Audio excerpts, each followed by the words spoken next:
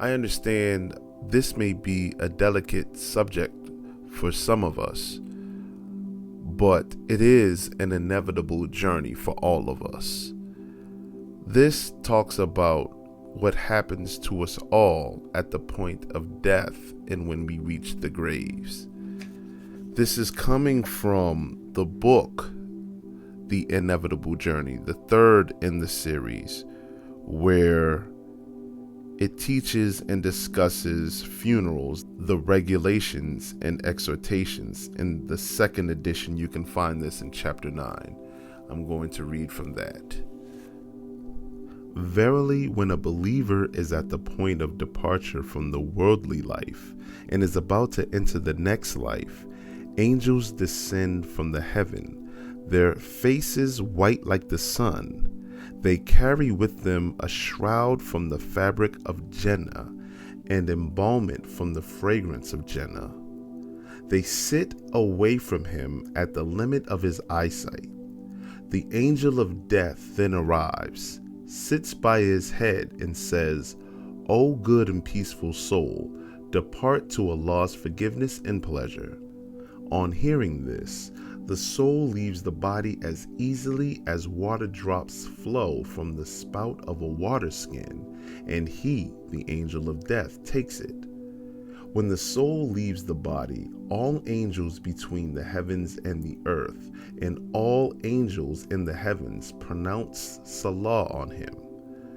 All gates of the heavens open for him. The guardians of every gate implore Allah that this soul ascends in their direction. When the angel of death takes the soul, they, the other angels, do not leave it in his hand for as little as the blinking of an eye. They take it and place it in their shroud and put on it their embalmment. From it, the soul issues the best scent of musk that ever existed on the surface of the earth. The angels ascend with it. As they pass by gatherings of angels, they ask them, What is this good soul?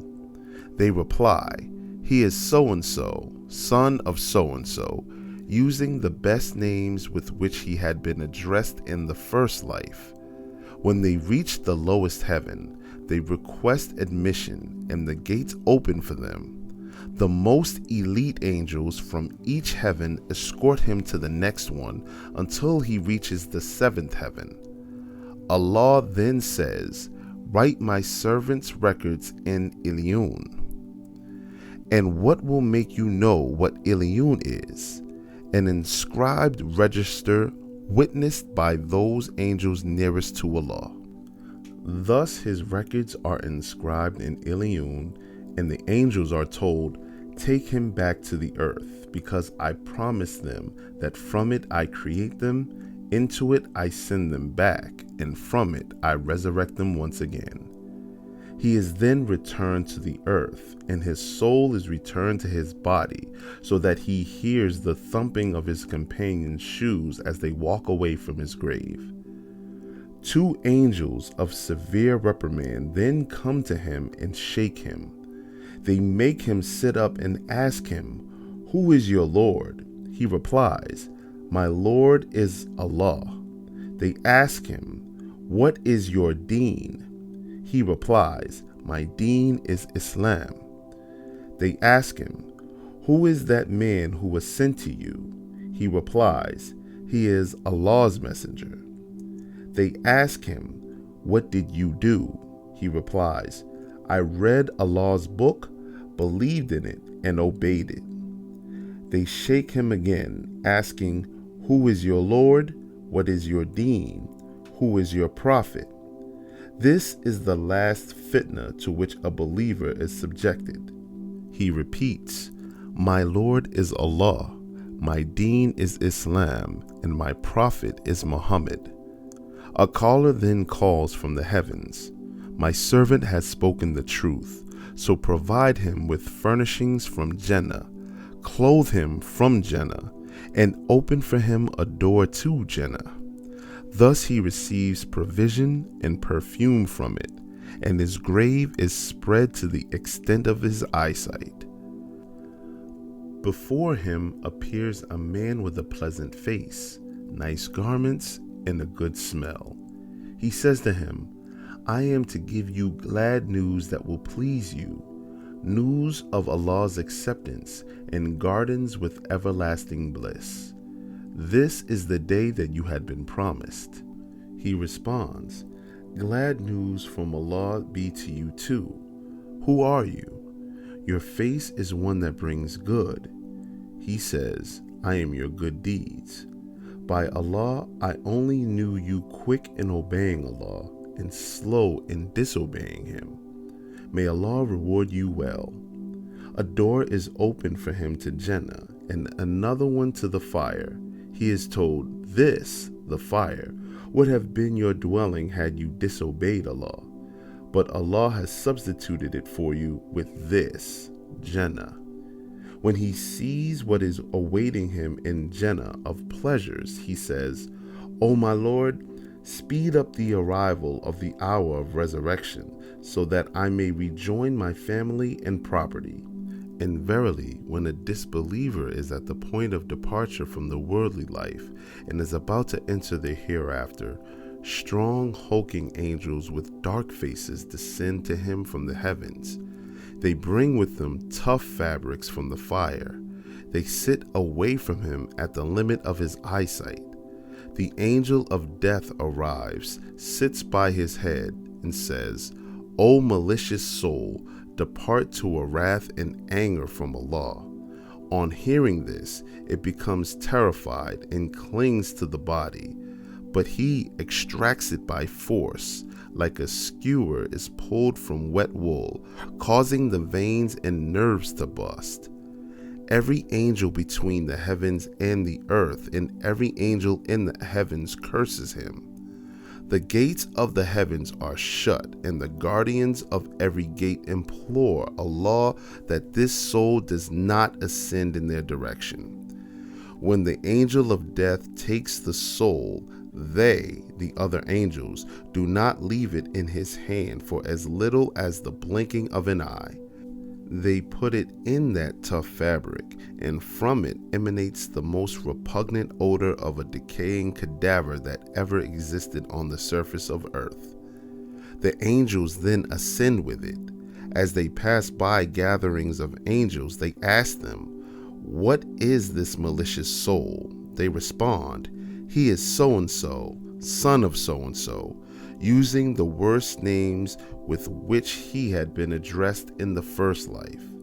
When they reach the lowest heaven, they request admission, but the gates are not open for him. For them, the disbelievers, the gates of heaven will not be opened, and they will not enter Jannah until the camel goes through the eye of the needle.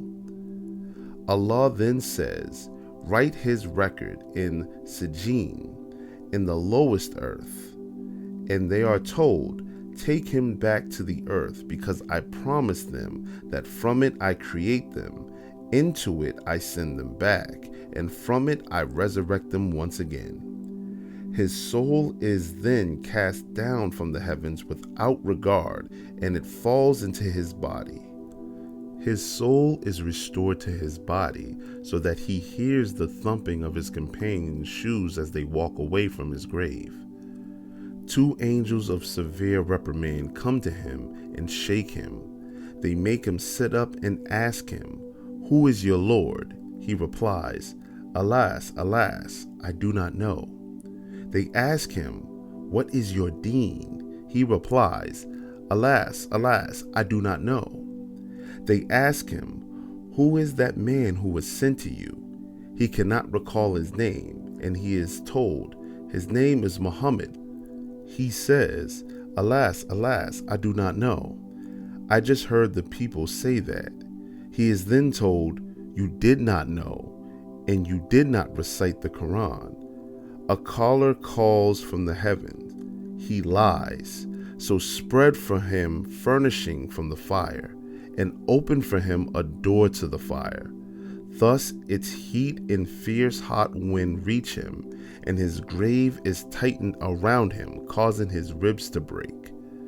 Before him appears a man with an ugly face, repulsive clothes, and a foul smell. He says, I am to give you evil news that will displease you. This is the day that you had been promised.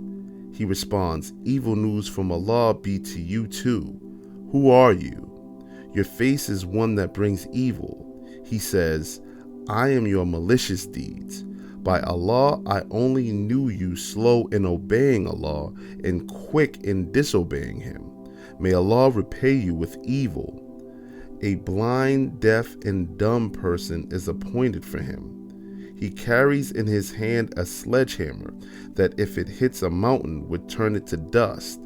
He hits him with it once, and he becomes dust.